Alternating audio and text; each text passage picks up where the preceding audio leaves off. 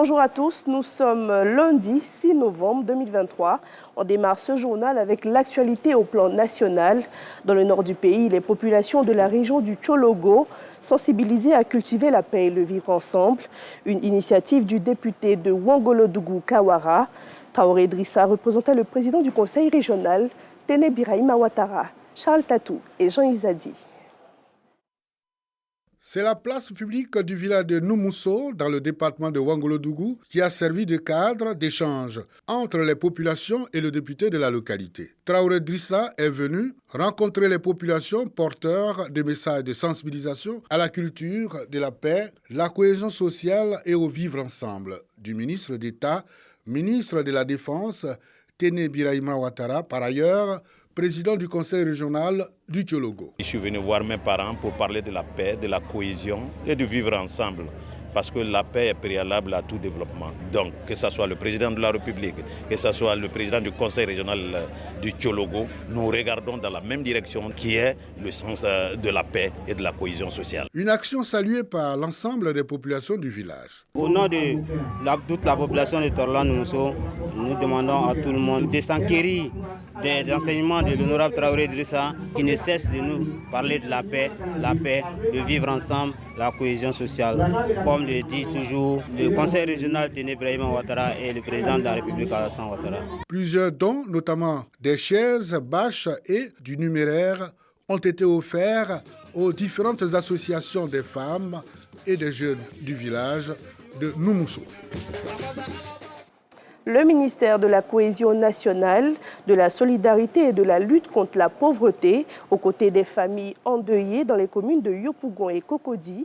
Objectif, leur apporter le soutien du gouvernement après les pluies diluviennes du 23 octobre dernier, des pluies qui ont occasionné des décès et de nombreux dégâts matériels. Michel Mombo-Sogodogo. 2 décès, dont une petite fille de 5 ans, une personne blessée et de nombreux dégâts matériels.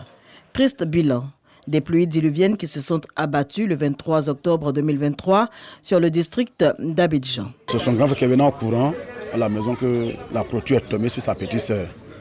Donc, effectivement, je ne suis pas tout en courant. Je ne suis pas tout trouvé ma fille en bas de la clôture. Donc, on a essayé de soulever sur elle, on n'a pas pu, elle est morte.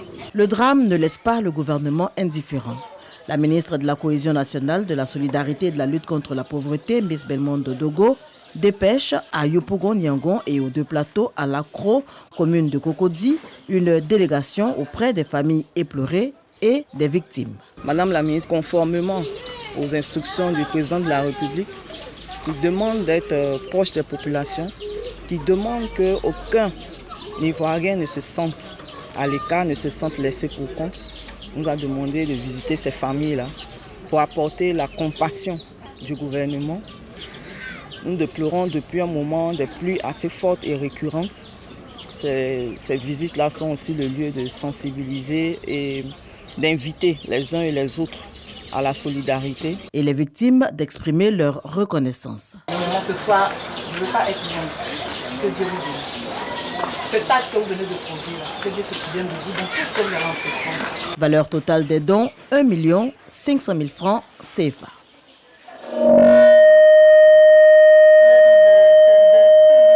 Sur l'édition 2023 de l'Abissa dans la commune de Grand Bassam, une fête de réjouissance où le roi des Onzima Kotoko et tous les habitants de la localité ont communié.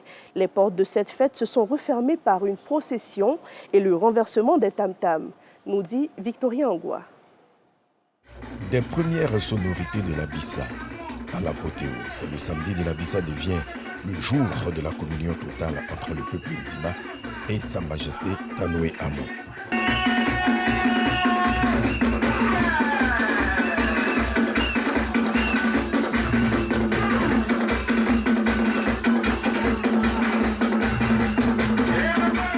Avec lui, la reine-mère et les 7 familles entrent dans l'Abissa.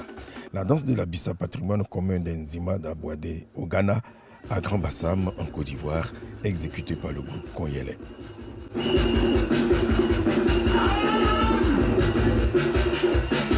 Comme un groupe de danse, filles de la cour royale et autres sur la place de l'Abissa, enseigne le nécessaire rapprochement des familles avec à la clé la disparition des barrières sociales. En témoigne l'étape de la critique sociale.